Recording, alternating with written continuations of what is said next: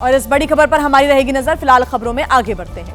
देखिए, मां अपनी अंतिम सांस तक बच्चे को नहीं छोड़ती है। कुछ ऐसा ही असम में हुआ, जहां पर खाई में गिरे बच्चे को हथनी निकालकर ही मारी। हाथी के बच्चे को फंसा हुआ देखकर स्थानीय बुलडोजर लेके पहुंचे, लेकिन मां का प्यार सब पर भारी पड़ गया।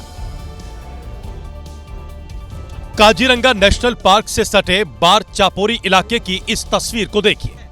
आपको बुलडोजर के आगे हाथी का बच्चा और हाथी दिखाई दे रहा होगा।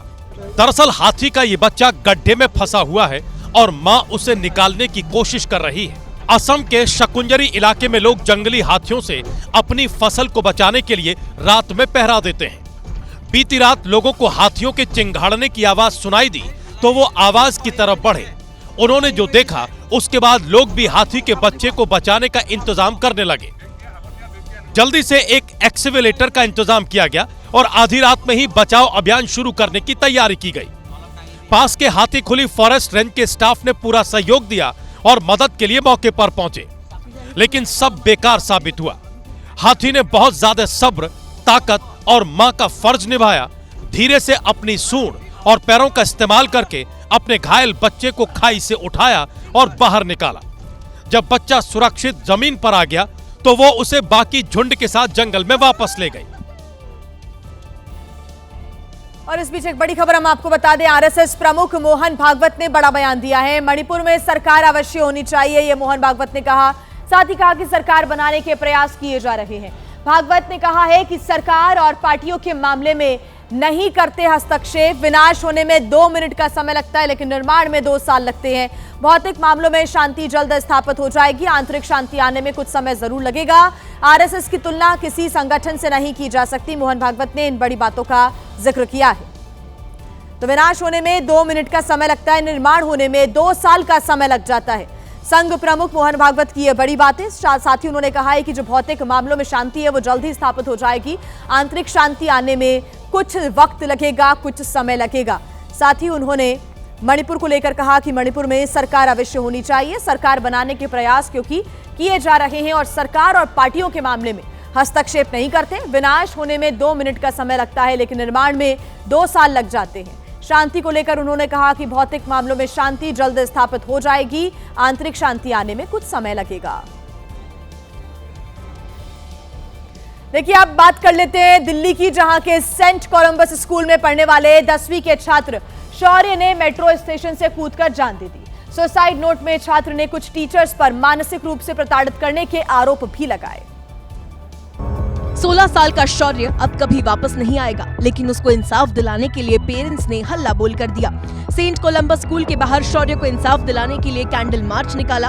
हाथों में शौर्य की फोटो के साथ वी वांट जस्टिस के पोस्टर लिए लोग आरोपी टीचर्स के खिलाफ एक्शन की मांग कर रहे हैं। ये ना हम में भी इतनी हिम्मत और ताकत और सोच नहीं आएगी। उस बच्चे ने कितना सहा होगा, और एक भरा है ना जिस दिन उसका मटका परसों, तो वो लड़का कूद गया ऊपर से। टीचर्स को तो इनका टीचिंग लाइसेंस कैंसिल करना चाहिए। हमारे बच्चे भी पढ़ते हैं और हमें बहुत डर है कल की है ये घटना से परसों के, कि भाई कल को हमारा बच्चा ऐसा कुछ मिसहैपनिंग ना हो जाए। आपको बता दें कि शौर्य के बैग से पुलिस को 1.5 पन्ने का सुसाइड नोट मिला। उसमें उसने टीचर्स और स्कूल मैनेजमेंट पर गंभीर आरोप लगाए। पुलिस एफआईआर दर्ज कर मामले की पड़ताल में जुटी है। और वहीं मध्य प्रदेश के बैतूल जिले में 3.5 साल के मासूम के साथ टीचर की बेरहमी का मामला सामने आया है। आरोप लगाया जा रहा है कि बच्चे को स्कूल में 2 दिनों तक अमानवीय यातना दी गई। 17 नवंबर को बच्चे को सिर पर मारा। 18 नवंबर को भी बच्चे के साथ फिर वही दोहराया। ये सनसनीखेज और गंभीर आरोप मासूम छात्र शिवांश के परिजनों के हैं। हाथ भी नहीं लगाती हूँ, आज तक मारा कि उसकी मम्मी से पूछ लो।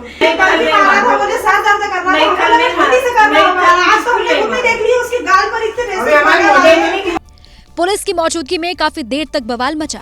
टीचर इनकार करती रही और परिजन सवाल उठाते दिखे। मासूम के परिवार ने स्कूल की मान्यता रद्द करने की मांग की है। जिला शिक्षा विभाग ने इस मामले में जांच टीम का गठन किया है।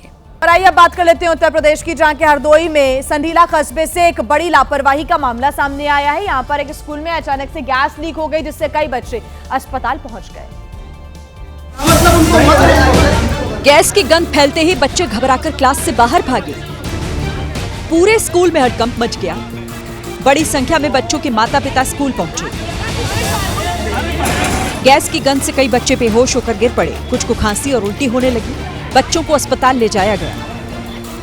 हरदोई के संडीला कस्बे के लायंस पब्लिक स्कूल में हुए इस गैस कांड में 16 बच्चे बीमार हो गए, जिनका अस्पताल में इलाज चल रहा है। यूपी के मुख्यमंत्री योगी आदित्यनाथ ने मामले की जांच और अधिकारियों को बच्चों का बेहतर से बेहतर उपचार कराने के निर्देश दिए। देखिए, हिंदुस्तान में महिला सशक्तिकरण की बातें काफी होती हैं, लेकिन जमीन पर ये बातें दिखती नहीं है। हम ऐसा इसलिए बोल रहे हैं क्योंकि आपको उत्तर प्रदेश के बस्ती से आई इन तस्वीरों के माध्यम से समझाते हैं कि आखिर ऐसा क्यों हुआ है। इन गुंडों को ना पुलिस का कोई डर है और ना कानून का कोई खौफ। अगर होता तो खाकी वर्दीधारी के सामने इस तरह महिलाओं को मारने की हिम्मत कभी ना करते। देखिए कैसे युवक ने महिलाओं को गिरा गिरा कर मारा, उनके बाल खींचे। दरअसल लड़ाई जमीन को लेकर शुरू हुई। पीड़ितों ने दबंगों से बचाव के लिए 112 पर कॉल कर पुलिस को बुलाया। पुलिस आई, लेकिन इससे गुंडे और ज्यादा नाराज हो गए और महिलाओं पर उनका गुस्सा फूट पड़ा। इस दौरान पुलिसकर्मियों ने न तो उनको रोका न टोका। एक हाथ पर हाथ धरा खड़ा रहा तो दूसरा सिर्फ वीडियो बनाता हुआ दिखाई दिया।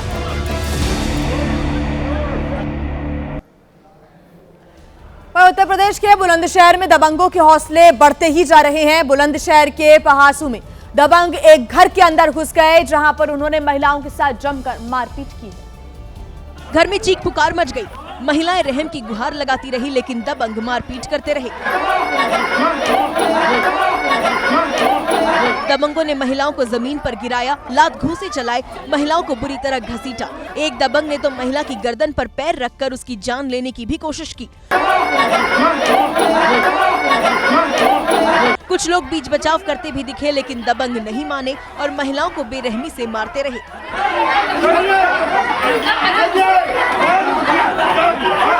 तस्वीरें बुलंदशहर के पहासू कस्बे की है। आरोप है कि दबंगों ने परिवार के कुछ लोगों को जान से मारने की धमकी भी दी।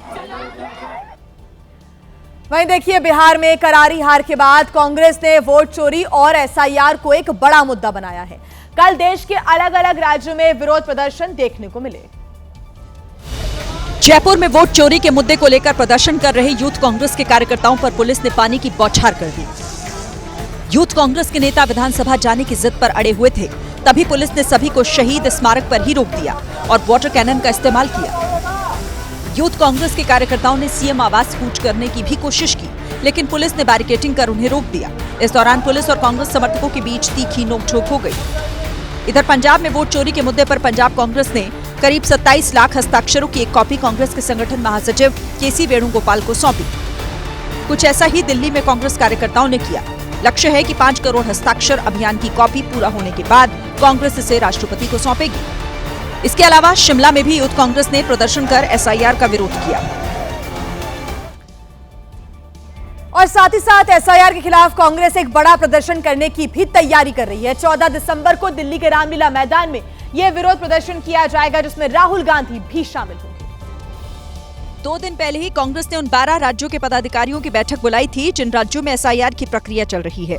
कांग्रेस अभी भी ये कह रही है कि बिहार में वोट चोरी से सरकार बनी। बीजेपी की जो सरकार बनी है वो वोट चोरी से बनी है। वोट चोरी तमाम तरीकों से हुई है। 62 लाख वोट काटे गए, 20 लाख ऐड किए गए। कांग्रेस का आरोप है कि एसआईआर बीजेपी अपने हिसाब से करवा रही है। भारतीय जनता पार्टी अपने हिसाब से सब चीज करने के लिए एसआईआर कर रहा है। यानी कांग्रेस के हमले जितने बीजेपी पर हैं, उतने ही चुनाव आयोग पर भी।